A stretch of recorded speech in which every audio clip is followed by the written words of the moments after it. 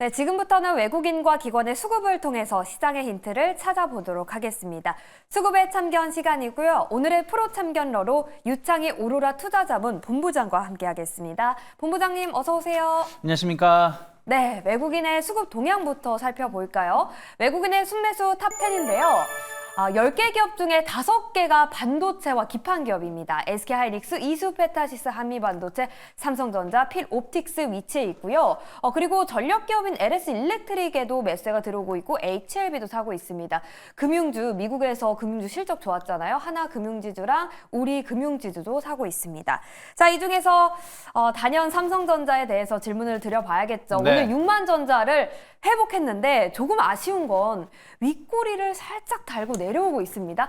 좀 6만전자 지키기도 아슬아슬한 상황인데 바닥을 다졌다고 이거 봐야 되는 건지 궁금합니다. 정말 6만전자 힘드네요. 근데 네. 뭐 바닥을 다진 건 같습니다만은 네. 이게 바닥을 다졌다고 해서 뭐 다시 8만 원을 가느냐, 9만 원을 가느냐 이건 아니라 생각 좀 하고 있어요. 그러니까 어느 정도 저점은 나왔다라는 분위기인 것이지 급등으로 가기 좀 힘들다. 그래서 제한된 반등의 모습이 아닐까 생각하고 있고요. 오히려 오늘 어쨌든 이제 뭐 하이닉스도 좋은 상승세가 이어가면서 반도체 소부장 쪽으로 해가지고 사실은 하이닉스라든지 반도체 소부장 쪽이 지난 한 주, 2주의 흐름을 보면 바닥을 다지면서 좀 고점을 높여가려고 하고 있는 모습이기 때문에 저는 삼성전자는 그냥 일단 기술적 반등이라고 보시는 게 맞고 나머지 반도체 쪽으로 해가지고 어떤 종목별 대응이 좀 더 좋지 않을까 판단하고 있습니다. 네, 알겠습니다. 자, 다음으로는 LS일렉트릭에 대해 질문을 드려볼게요. LS일렉트릭 오늘 좀 오르고 있는데 제가 찾아보니까 2030년에 TSMC가 대만 전체 전력의 4분의 1을 사용한다 이런 전망이 나왔더라고요. 네. 그럼 대만에서 이 정도로 전력이 부족해지면 한국도 마찬가지일 텐데 그래서 오르는 건지 LS일렉트릭 지금 사도 될까요? 대만에서 네. TSMC가 제일 큰 기업이죠. 네. 그리고 전체 산업에 차지하는 게 비중이 높다 보니까 전력 소모가 많을 수밖에 없다 생각을 좀 하고 있고요. 특히 반도체 이쪽은 전력을 엄청나게 씁니다. 사실은 삼성전자, 하이닉스, 용인, 평택 여기서 쓰는 전기량이 서울시 인구가 1년 동안 쓰는 전기량을 거의 맞먹습니다. 그러니까 네. 근데 앞으로 투자를 더 한다면 더 많은 전기가 필요하겠죠. 그만큼 반도체 쪽이 전력 소모가 높은 산업이기도 하고요. 또 생활 패턴이 변화가 되는 부분들도 있죠. 예전에는 예를 들어서 뭐 가스를 사용하던 것들이 이제 전기로 사용하는 부분들이 좀 많이 있고 또 어떤 이런 AI라든지 이런 서비스 같은 경우도 결국엔 전력 소모를 더 높일 수밖에 없지 않나 생각을 좀 하고 있습니다. 그래서 결국에는 오늘 전력 인프라 관련된 기업들이 상승하는 것은 첫 번째는 기승전 반도체인 것 같아요. 반도체 관련된 섹터가 강하다 보니까 항상 전력 인프라 쪽은 같이 움직이는 부분들이 좀 있고요. 그리고 약간 조금 더 아쉽다 혹은 더 기대를 해야 된다라는 부분들이 계속 상충되는 의견이 나오는 게 결국 중국 경기 부양이거든요. 그래서 중국 경기 부양을 하게 된다라면 또 관련돼서 구리 수요도 높아질 수가 있고 그럼 또 전력 인프라 쪽 관련된 기업들은 또 매출이라는 영업이익이 좀 증가할 수 있는 요소가 될 수 있습니다. 그래서 중국의 어떤 경기 부양에 대한 이슈 그리고 반도체가 상승세를 보여주다 보니까 인프라 쪽에 같이 묶어서 가는 부분들이 맞물리면서 상승하고 있는 것이 아닌가 판단을 좀 하고 있습니다.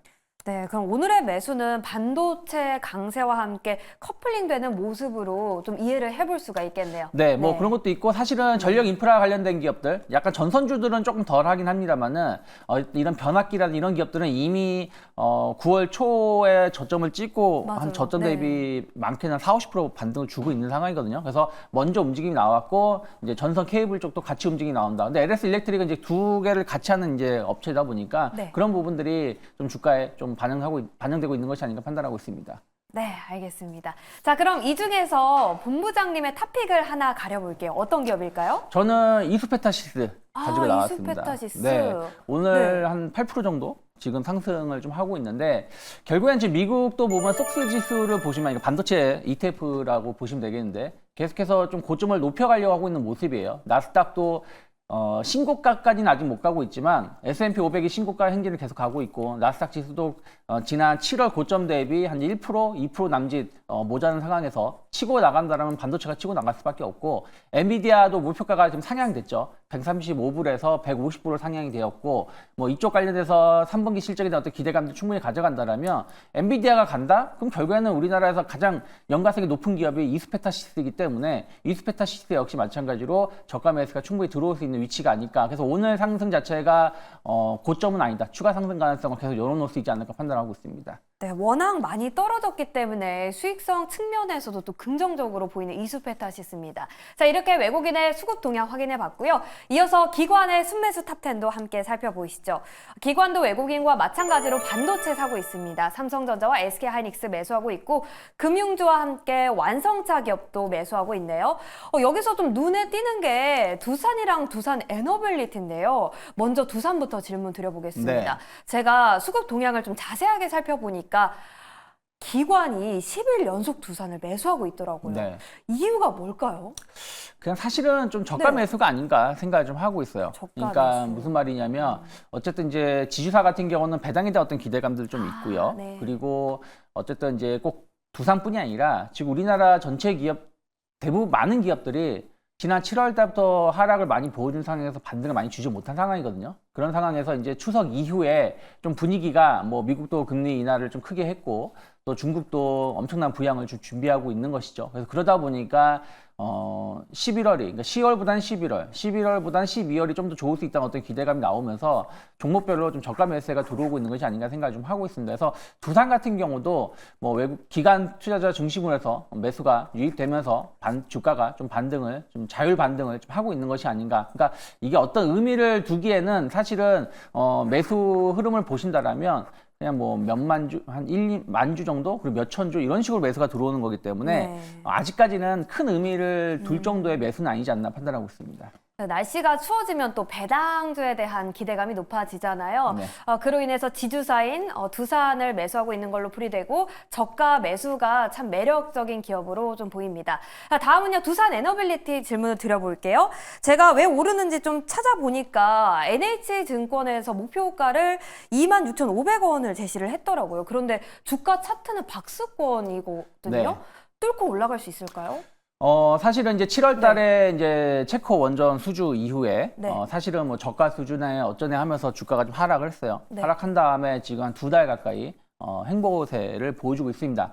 근데 저는 뭐 그 7월 그 수주 이후에 하락을 한 게 저가 수주 때문에 하락을 한 것인지 아니면은 공교롭게도 동시에 또 그때 시장이 안 좋았잖아요. 그래서 시장이 안 좋으면서 같이 빠진 것인지는 좀 구분이 필요하다 생각 좀 하고 있습니다. 그리고 어쨌든 뭐 저가 수주라고 하더라도 국내도 원전을 신규로 짓기로 했고 또 체코도 수주에 대한 어떤 기대감들 그리고 뭐 이태리라든지 스위스라든지 그 주변 국가들이 다 이제 원전 제로를 다 폐기하는 부분들이 좀 있기 때문에 물론 그렇다고 해서 내일 당장 수주가 나오는 건 아니지만 어쨌든 원전에 대한 어떤 시장이 계속 확대될 수 있다는 기대감들은 두산 에너빌리티 주가를 좀 긍정적으로 볼 수 있다 생각하고 있고요. 또 하나는 두산 에너빌리티가 사실은 뭐 원전만 가지고 그 수익이 나는 회사가 아니에요. 지금은 풍력이라든지 이런 신재생 에너지 쪽이라든지 다른 쪽으로도 안정적인 매출이 나오고 있기 때문에 오히려 이 저가 수주에 대한 불확실성 그리고 두산 밥켓을 넘긴다는 어떤 이런 부분들 때문에 주가가 하락을 했다라면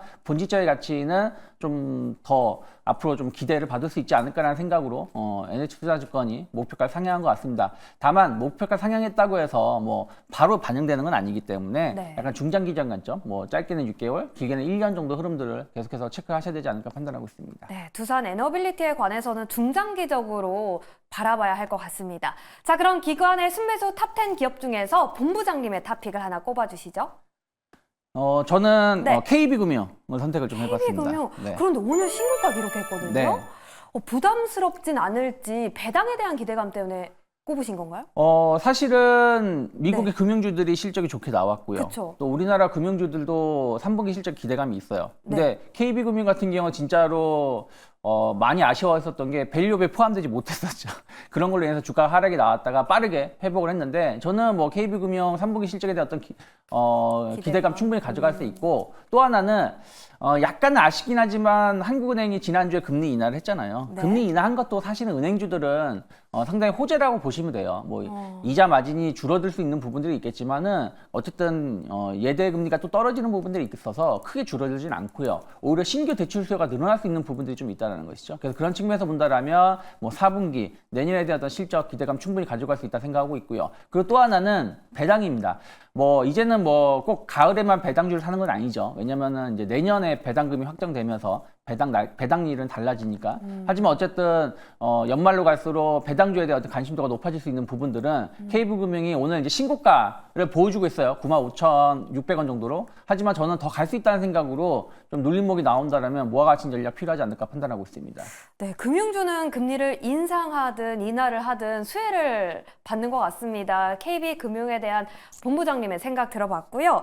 자, 그럼 외국인 대 기관, 기관 대 외국인 옥석을 가려보겠습니다.